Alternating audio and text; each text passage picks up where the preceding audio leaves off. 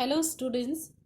आज हम डिस्कस करेंगे चैप्टर 7 जिसका नाम है घनवाद, अति यथार्थवाद तथा अमूर्त कला। घनवाद को इंग्लिश में क्यूबिज्म, अति यथार्थवाद को सुररिज्म और अमूर्त कला को एब्स्ट्रैक्ट आर्ट कहा जाता है। घनवाद चित्रकला एवं मूर्तिकला की एक शैली है जो लगभग 1907 में पेरिस में प्रारंभ हुई है। 20वीं शती के प्रारंभ में यह एक बहुत महत्वपूर्ण प्रवृत्ति थी, मतलब ट्रेंड था, बहुत महत्वपूर्ण शैली थी। सेजा, जिसके बारे में हमने पिछले चैप्टर में पढ़ा है, सेजा घनवाद का पुरोगामी नायक था। पुरोगामी मतलब पुराना नायक था, मतलब सबसे पहले उन्होंने घनवाद को शुरू किया था, इसीलिए उन्हें घनवाद का जनक भी कहा जाता है। उसका कहना था कि प्रकृति में प्रत्येक वस्तु को बेलन या गोला ही समझकर उसके साथ व्यवहार किया जाना चाहिए। मतलब सारी वस्तुओं को या कोई आकार, मतलब ज्योमेट्रिकल शेप देनी चाहिए। इस युग के महत्वपूर्ण कलाकारों में जो घनवाद युग है, क्यूबिज्म है, उसके महत्वपूर्ण कलाकार कौन थे? सेजा उसके महत्वपूर्ण कलाकार नहीं थे, उन्होंने स्टार्ट किया था, बट उसके महत्वपूर्ण कलाकार हैं पिकासो, ब्रेक एंड लेजे। उन्होंने विशेष रूप से जड़ पदार्थों, प्राकृतिक दृश्य तथा रूप चित्रों को अपने चित्रों का विषय बनाया तथा उन कला चित्रों के प्रेरक बिंदु छोटे छोटे अंशों में विभाजित हो गए। मतलब यह है कि जो उनकी कला चित्र हैं, उनके जो फीचर्स थे, उन्हीं को हम घनवाद के फीचर्स कहते हैं, क्योंकि उन्हीं फीचर्स को छोटे छोटे बिंदुओं में विभाजित कर दिया और घनवाद के इम्पोर्टेंट फीचर्स बता दिए। कलाकार का उद्देश्य मुख्य रूप से संरचना पर जोर देना था, भावनाओं पर नहीं। तो क्या आकार है उस पर जोर दिया गया, भावनाओं पे नहीं। उनका उद्देश्य आकार पर जोर देना था, ना कि ज्यामितीय आकारों में प्रयुक्त रंगों की गहराई पर। तो आकारों में जोर दिया गया था और मेनली ज्योमेट्रिकल शेप्स दी जा रही थी, और उसमें रंगों की गहराई, मतलब रंगों का क्या यूज है, रंगों का ज़्यादा इम्पोर्टेंस नहीं था, आकार का ज़्यादा इम्पोर्टेंस था। आकार अत्यधिक अमूर्त तथा सामान्य होते गए। अमूर्त होते गए मतलब एब्स्ट्रैक्ट होते गए। 1920 तक कला का यह आंदोलन समाप्ति पर आ गया। तो 1907 में शुरू हुआ था और 1920 में समाप्ति पर आ गया था। फिर उसके बाद आता है अति यथार्थवाद, जिसको हम कहते हैं सुररिज्म। अति यथार्थवाद एक दूसरा आंदोलन था जो 1924 में प्रारंभ हुआ और 1955 तक चला। अति यथार्थवादी कला के कलाकारों ने अचेतन मन की कल्पना को अपनी कला में प्रयुक्त किया। तो उनके जो वर्क थे वो अनकॉन्शियस स्टेट पे किए गए थे, माइंडसेट पे। ये कलाकार अपने को नई विचारधारा के प्रतिनिधि मानने लगे, मतलब एक नई सोच जन्मी। इनके अकॉर्डिंग जो इनका वर्क था वो एक नया तरीके का वर्क था। ये नई विचारधारा को मनोविश्लेषण द्वारा प्रभावित मानते थे। दादावादी मतलब दादाइस्ट विद्रोह के फलस्वरूप इस क्रांतिकारी आंदोलन का जन्म हुआ। इसका मतलब यह है अति यथार्थवाद जो है वो दादाइस्ट के अगेंस्ट स्टार्ट हुआ। दादाइस्ट भी एक मूवमेंट था अर्ली 20th सेंचुरी में जो स्टार्ट हुआ था, उसके अगेंस्ट ये मूवमेंट था जिसको हम अति यथार्थवाद कहते हैं। मूवमेंट का मतलब है, यहाँ पे मूवमेंट का मतलब है चेंज इन आर्ट फॉर्म। तो जब शैली चेंज हो रही थी तो एक शैली के जो कलाकार थे वो दूसरी शैली के कलाकारों का विद्रोह कर रहे थे। तो जब दादावादी स्टार्ट हुआ, दादाइस्ट मूवमेंट स्टार्ट हुआ, तो उसके अगेंस्ट में अति यथार्थवाद स्टार्ट हुआ। जियोर्जियो डे चिरिकी तथा सल्वादर दाली इस विचारधारा के बहुत प्रसिद्ध कलाकार माने जाते हैं। तो सबसे जो पॉपुलर आर्टिस्ट हैं इस विचारधारा मतलब अति यथार्थवाद के, वो हैं जियोर्जियो दे चिरिको एंड सल्वादर दाली। अमूर्त कला अभिव्यक्ति विहीन कला के लिए प्रयुक्त किया जाने वाला शब्द है। अभिव्यक्ति विहीन, ठीक है, एक्सप्रेशनलेस मतलब एब्स्ट्रैक्ट। यह एक ऐसी कला है जिसके माध्यम से समकालीन संसार को वास्तविक रूप में चित्रित करने के लिए कलाकार तैयार नहीं है। मतलब समकालीन जो आज का संसार है, कंटेम्परेरी वर्ल्ड है, उसको वास्तविक जो उसका रूप है उसमें चित्रित नहीं किया जा रहा है, एक एब्स्ट्रैक्ट फॉर्म दी जा रही है उसको। इसका प्रारंभ 1910 में हुआ। मतलब ये है कि एब्स्ट्रैक्ट आर्ट की शुरुआत 1910 में हुई और वैसे अति यथार्थवाद जो था वो 1924 में स्टार्ट हुआ। अमूर्त कला के पुरोगामी कलाकारों, मतलब पुराने जो सबसे पहले कलाकार थे, उसमें है कांडिस्की, डेलारूने तथा मॉन्ड्रियन। इन कलाकारों ने अमूर्त विचारों को मूर्त रूप देने के लिए चित्रों के रूप में स्वरूप देने का प्रयास किया, क्योंकि वास्तविक रूप में उन्हें दर्शाना संभव नहीं था। जो ऐसे उन्होंने विषय लिए, ऐसे सब्जेक्ट्स लिए जिनको वास्तविक रूप में दर्शाना संभव नहीं था, तो उन्होंने उन चीज़ों को अमूर्त कला से दर्शाया। अमूर्त कला मतलब एब्स्ट्रैक्ट आर्ट के थ्रू। इस चैप्टर में हम 3 आर्टवर्क डिस्कस करेंगे। हमारा पहला आर्टवर्क है मैन विद वायलिन। शीर्षक क्या होगा? Man with violin. माध्यम है कैनवस पर तैलीय रंग। समय 1912 में। आकार है 100 बाय 73 सेंटीमीटर। कलाकार पैब्लो पिकासो। संकलन कहाँ रखा गया है? फिलाडेल्फिया का कला संग्रहालय। फिलाडेल्फिया जो है वो यूएस स्टेट ऑफ पेंसिल्वेनिया में एक जगह है। सामान्य विवरण।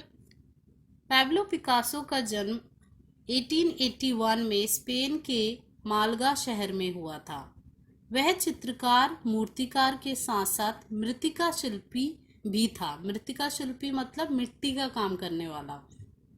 अपने लंबे जीवन काल में पिकासो ने अमूर्त संरचना के सिद्धांतों का अनुसरण किया। इसका मतलब है वो एब्स्ट्रैक्ट आर्ट को फॉलो करते थे। वह प्रतीकवाद से बहुत प्रभावित थे। इसका मतलब है वह सिंबॉलिज्म से भी बहुत प्रभावित थे। सिंबॉलिक चीजें बनाते थे, वास्तविक नहीं। नीली काल अवधि मतलब ब्लू पीरियड। तो उनकी जो पूरा कला का काल है उसको 2 पार्ट में डिवाइड किया है। एक है नीली काल अवधि और दूसरा है गुलाबी काल अवधि। ये उनके चॉइस ऑफ कलर के बेसिस पे पीरियड को डिवाइड किया गया है। नीली काल अवधि, जिसको हम ब्लू पीरियड कहते हैं, 1900 से लेके 1902 के दौरान पेरिस में उसने अपनी शैली इजाद की। तो ये जो शैली थी वो 1900 से लेके 1902 के दौरान उन्होंने पेरिस में इजाद की थी। नीले कैनवास पर नीले तथा हरे रंगों के कारण यह नाम दिया गया। तो मेनली क्या कलर्स यूज हो रहे थे? नीले और हरे। पिकासो ने अपनी गुलाबी काल अवधि में, जो कि 1905 से 1907 तक की थी, इस अवधि में उन्होंने काफी प्रगति की। इस समय के दौरान उसने मुख्य रूप से अपने चित्रों में गुलाबी रंग का प्रयोग किया, इसीलिए हम इसको गुलाबी काल अवधि कहते हैं, पिंक पीरियड। इसके बाद उस पर अफ्रीकन कला का प्रभाव देखा गया, तो अब वो अफ्रीकन आर्ट से प्रभावित होने लग गए। 1915 से उसने अपने घनवादी समय का विकास किया, जिससे उसे विश्व स्तर पर ख्याति मिली। तो वो घनवाद के लिए भी जाने जाते हैं, क्यूबिज्म के लिए भी जाने जाते हैं। और इस क्यूबिज्म वर्क के टाइम पे, क्यूबिज्म जो उनका पीरियड था, जिस टाइम पे वो क्यूबिज्म को फॉलो कर रहे थे, उस टाइम पे उनको विश्व स्तर पर ख्याति मिली। मतलब वर्ल्ड वाइड उनको लोग जानने लग गए। घनवाद में मूल रूप से त्रिविमी आकारों के स्थान पर चौरस नमूनों तथा रंगों के द्वारा चित्र बनाए गए। तो पहले क्या त्रिविमी मतलब त्रिकोणिक आकार बन रहे थे, बट अब घनवाद में क्या चौरस नमूने बन रहे थे। उन चित्रों में रंग एक दूसरे रंग को आंशिक रूप से ढक लेते थे। आंशिक मतलब अधूरे रूप से ढक देते थे। इस प्रकार की आच्छादन से विभिन्न आकार तथा मानवीय शरीर या वस्तुओं की वस्तुओं को आगे पीछे से एक ही समय में देखा जा सकता है। तो इसका मतलब है आच्छादन से एक दूसरे के ऊपर वस्तुओं को रखने से आगे और पीछे दोनों की वस्तुओं को एक ही समय में देखा जा सकता है। मैन विद वायलिन चित्र को 1912 में चित्रित किया गया। यह चित्र घनवाद के विश्लेषणात्मक अध्ययन की अच्छी मिसाल है। इसका मतलब है ये चित्र जो है ये घनवाद का एक एनालिटिकल स्टडी मतलब घनवाद की विशेषताओं को बताने का एक अच्छा उदाहरण है। वस्तुओं को विभिन्न हिस्सों में बांट दिया गया तथा एक ही समय में चित्र में अन्य विचारों को भी दर्शाया गया है। तो वस्तुओं को बांट दिया गया है, अलग अलग कर दिया गया है और उसी चित्र में कई विचारों को दर्शाया गया है। इस युग के अन्य चित्रों की भांति विभिन्न चित्रित आकारों को पहचाना जा सकता है, परंतु सभी आकार घन के रूप में परिवर्तित हो गए हैं। तो घन के रूप में मतलब क्यूब के रूप में परिवर्तित हो गए हैं सारी जो चीजें हैं। पिकासो ने आकार को एक नए तरीके से प्रयोग किया है, मतलब शेप को एक नए तरीके से प्रयोग किया है। मानव आकृति जो हाथ में वायलिन पकड़े हुए है उसे विभिन्न ज्यामितीय आकारों में परिवर्तित कर दिया गया है और फिर टुकड़ों में इकट्ठा किया गया है। तो मतलब जो मानव की आकृति है उसको कई पार्ट्स में डिवाइड कर दिया गया है, ज्यामितीय मतलब ज्योमेट्रिकल शेप्स में, और एक साथ रख दिया गया है, इकट्ठा कर दिया गया है। इससे हमें पता चल रहा है कि वहाँ पे एक मानव खड़ा है जिसके हाथ में वायलिन है। इस चित्र में जो रंग प्रयुक्त हुए हैं वे इस युग के प्रतिनिधि रंग हैं, मतलब इस युग में यूज किए जाने वाले रंग हैं। भूरे तथा हरे रंगों का मिश्रण एवं रंगत देखते ही बनता है। इस युग में पिकासो के अधिकांश चित्र इसी प्रकार की तकनीक तथा रंगों से चित्रित किए गए हैं। उसके अनुसार यथार्थ मतलब रियलिटी की परिभाषा दूसरी ही थी। उसने यथार्थ को अपने तरीके से परिभाषित किया। उसके अनुसार यथार्थ प्रकृति से भी अधिक यथार्थ है, मतलब जो हमें दिख रहा है, जो नेचर में हमें दिख रहा है उससे भी अलग है रियलिटी। रंगों तथा अन्य साधनों के कुशल और असाधारण प्रयोग से उसे 20वीं सदी का सर्वप्रिय कलाकार बना दिया। उसके सर्वोत्तम चित्रों में गुएर्निका कृति है जो स्पेन के गृह युद्ध मतलब सिविल वॉर, जो कि स्पेन में स्पेनिश सिविल वॉर हुआ था 20th सेंचुरी में, उस पर आधारित है गुएर्निका। उनका एक काम है गुएर्निका और उसके लिए वो जाने जाते हैं। उनकी सर्वोत्तम कृति है गुएर्निका। इसमें कुछ क्वेश्चन दिए गए हैं। पहला क्वेश्चन है पिकासो की दो प्रसिद्ध काल अवधियों को बताएं। तो दो प्रसिद्ध काल अवधि जो थी उनका एक था ब्लू पीरियड जिसको हम कहते हैं नीली काल अवधि, और दूसरी थी पिंक पीरियड गुलाबी काल अवधि। और घनवाद की जो काल था, घनवाद अवधि या घनवाद काल, वो भी इम्पॉर्टेंट है। तो आपको कोई दो लिखनी है इनमें से। पिकासो की किस शैली ने उसे प्रसिद्धि दी? तो घनवाद से वो ज़्यादा प्रसिद्ध हो गए थे, विश्वविख्यात हो गए थे, इसीलिए हमारा आंसर रहेगा घनवाद। मैन विद वायलिन नामक चित्र कब बनाया गया? तो ये चित्र 1912 में बनाया गया। गुलाबी काल अवधि में कौन से वर्ष शामिल हैं? तो गुलाबी काल अवधि 1905 से 1907 तक की थी। पिकासो ने गुर्निका को किस विषय में चित्रित किया है? गुर्निका अभी हमने पढ़ा जो स्पेन के गृह युद्ध में आधारित है। हमारा दूसरा आर्टवर्क है परसिस्टेंस ऑफ मेमोरी। परसिस्टेंस मतलब आग्रह, दृढ़ता। तो इसमें मेमोरी की इंपॉर्टेंस दिखाई है। शीर्षक क्या है? Persistence of memory.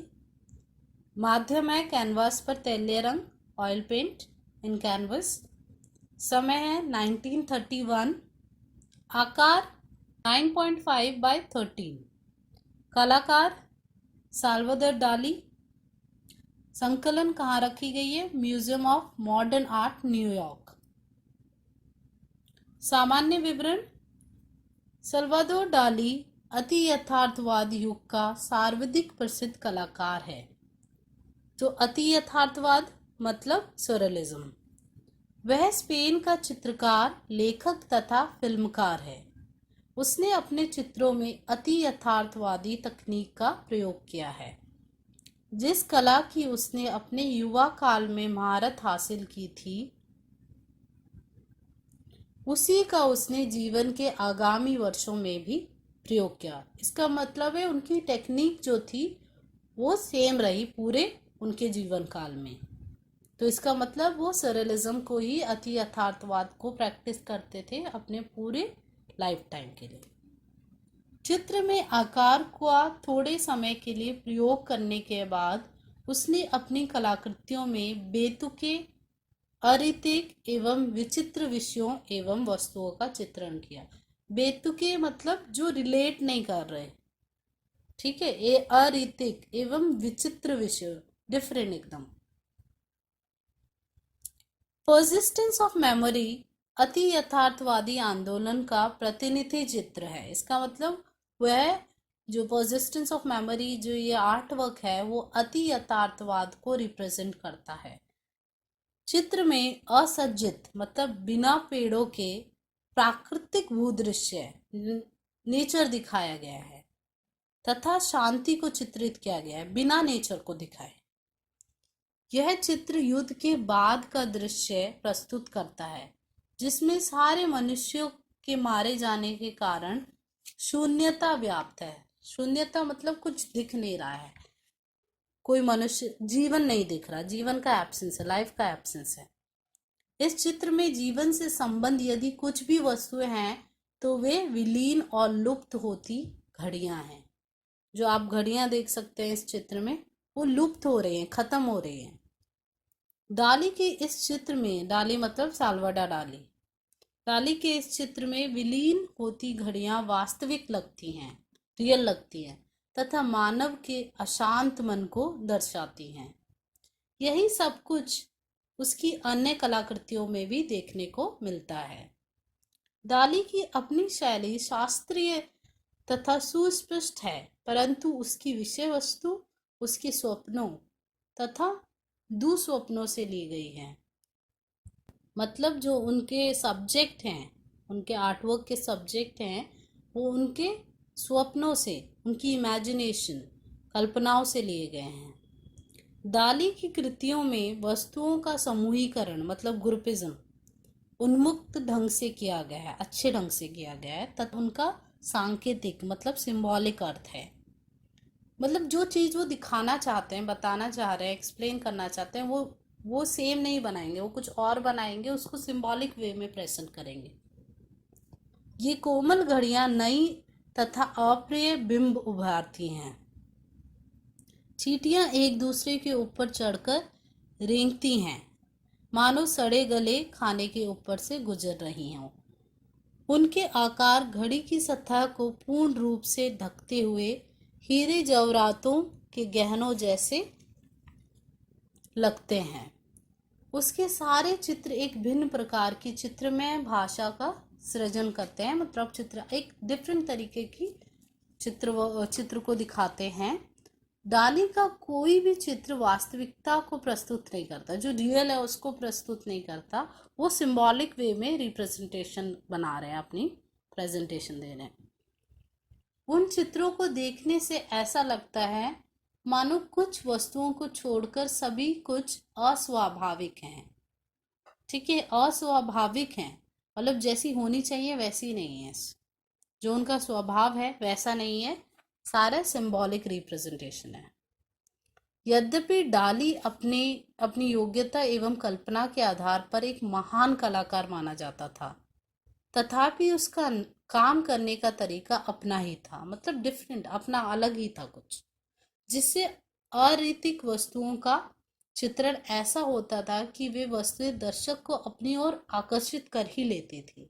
मतलब बना तो वो अरैतिक रहे और स्वाभाविक चीजें हैं बनाते हैं, बट वो इतनी अच्छे से उनको प्रस्तुत करते थे कि लोग उससे आकर्षित हो ही जाते थे।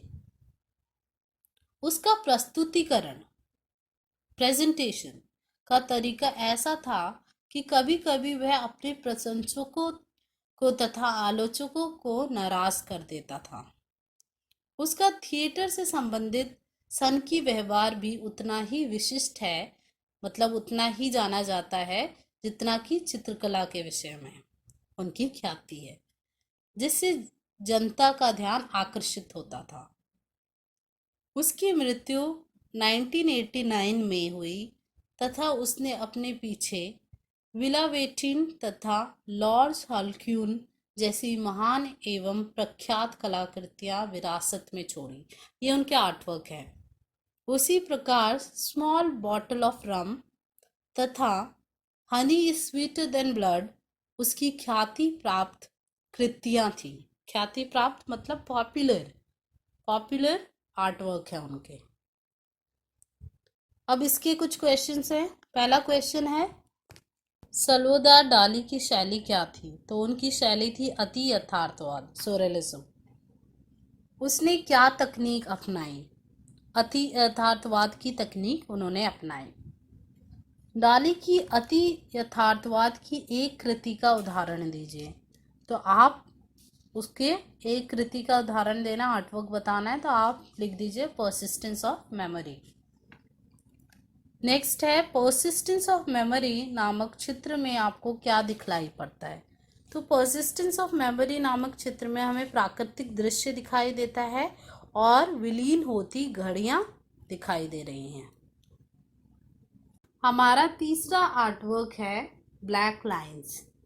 शीर्षक ब्लैक लाइंस, माध्यम कैनवस पर तैलीय रंग, समय दिसंबर 1913, आकार 4 feet 3 inch by 4 feet 3 and 1/4 inch, कलाकार वेसिली कांडेस्की, संकलन कहाँ रखा गया है? Solomon R Guggenheim museum, New York.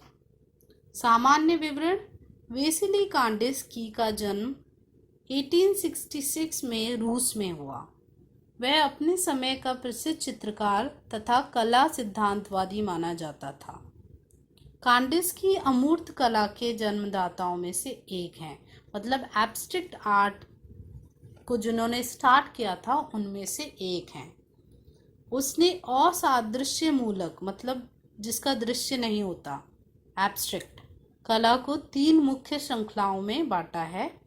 पहला है प्रभाववाद, दूसरा है काम चलाऊ प्रबंध तथा तीसरा है संयोजन कला। तो ये 3 पार्ट में उन्होंने असादृश्य मूलक कला को डिवाइड किया है। उसके चित्र अमूर्तीकरण मतलब एब्स्ट्रैक्ट आर्ट तथा ज्यामितीय विचारधारा का मिश्रण थे, मतलब ज्योमेट्रिकल एंड एब्स्ट्रैक्ट आर्ट का मिश्रण थे। उसके चित्रों में अकम्पनीड कंट्रास्ट, येलो अकम्पनीटमेंट तथा एंगुलर स्ट्रक्चर नामक चित्र बहुत प्रभावशाली हैं। उसके चित्रों का कलाकारों की आगामी पीढ़ी पर बहुत प्रभाव पड़ा। तो ये सारे जो थे वो उनके आर्टवर्क थे, जो कि बहुत ही विश्व ख्याति के हैं, बहुत ही प्रभावशाली हैं और आगामी मतलब आने वाली पीढ़ी के लिए उन्होंने ये उनके जो ये कलाकृतियां हैं उनका बहुत ज़्यादा आने वाली पीढ़ियों पर प्रभाव पड़ा, इन्फ्लुएंस। ब्लैक लाइंस नामक चित्र को कांडेस्की ने 1913 में बनाया। जैसा चित्र के शीर्षक से संकेत मिलता है, ऐसा लगता है कि रेखाएं भारतीय स्याही द्वारा खींची गई हैं, परंतु वस्तुतः ये रेखाएं काले रंग से खींची गई हैं। ऐसा लग रहा है कि जो भारत में इंक मिलती है उससे ये रेखाएं खींची गई हैं। अगर आप फोटो देखेंगे, इमेज देखेंगे तो पता चल रहा है कि इंक से, स्याही से ये रेखाएं बनाई गई हैं, पर हो सकता है ये रेखाएं जो हैं वो काले रंग से बनाई गई हों। इस संयोजन में व्यवस्था अनुसार चित्र को, मतलब ऑर्गेनाइज्ड वे में, चित्र के एक विशेष कॉर्नर में खींची गई रेखाओं से एक भिन्न अर्थ निकलता है, मतलब डिफरेंट। इस युग में बने अन्य चित्रों की भांति उसके चित्रों में सरलता तथा शुद्ध रेखा लेख ऐसे चित्रित किए हैं मानो कंकाल में मांस हो ही नहीं। तो इतने अच्छे से चित्रित किए गए हैं। रंगीन धब्बे ऐसे प्रतीत होते हैं मानो उन्हें ब्रशों से नहीं वरन विशालकाय हाथों की उंगलियों द्वारा बनाए गए हैं। आप देखेंगे जो ये रंगीन धब्बे हैं वो लग नहीं रहा कि ब्रश से बनाए गए, ऐसा लग रहा है कि हाथ की उंगलियों के धब्बे हैं। ये धब्बे चित्र में खींची गई रेखाओं तथा उनके प्रभाव से बहुत मेल खाते हैं, मतलब दोनों सिमिलर लग रहे हैं। कांडिस्की के लिए रेखाएं, आकार तथा रंगों का अपना अलग ही अर्थ है तथा वे अपने क्षेत्रों में स्वतंत्र रूप से प्रयोग में आते हैं। उसके अधिकांश चित्रों में खींची गई रेखाएं अपूर्ण हैं, मतलब पूरी नहीं है, तथा ऐसा प्रतीत होता है मानो उनकी अपनी ही जिंदगी है जो कि अपूर्ण थी। अपने जीवन के अंतिम भाग को उसने पेरिस में गुजारा तथा 1944 में उसकी मृत्यु हो गई। तो इसमें कुछ क्वेश्चंस हैं। पहला क्वेश्चन है, कांडिस्की का आधुनिक कला में क्या योगदान है? तो कांडिस्की का आधुनिक कला में उनकी अमूर्त कलाकृतियों का योगदान है, एब्स्ट्रैक्ट जो उनके आर्टवर्क हैं। कांडिस्की की 3 प्रमुख चित्र श्रृंखलाओं के नाम बताइए। तो उनकी चित्र श्रृंखलाओं के नाम हैं प्रभाव, तत्कालिक प्रबंधन तथा संयोजन। तीसरा क्वेश्चन है, ब्लैक लाइंस को उसने कब बनाया? तो ब्लैक लाइंस को उसने दिसंबर 1913 में बनाया। तो 1913 में बनाया। उसकी कला का माध्यम क्या था? तो माध्यम मतलब मीडियम, किस में बनाया जा रहा था और किसके यूज से? कैनवस पर बनाया जा रहा था, तैलीय रंग से, ऑयल पेंट से। So this is the end of the chapter. Revise the chapter. You can go through the video again and practice the questions. All the best. Take care. Thank you.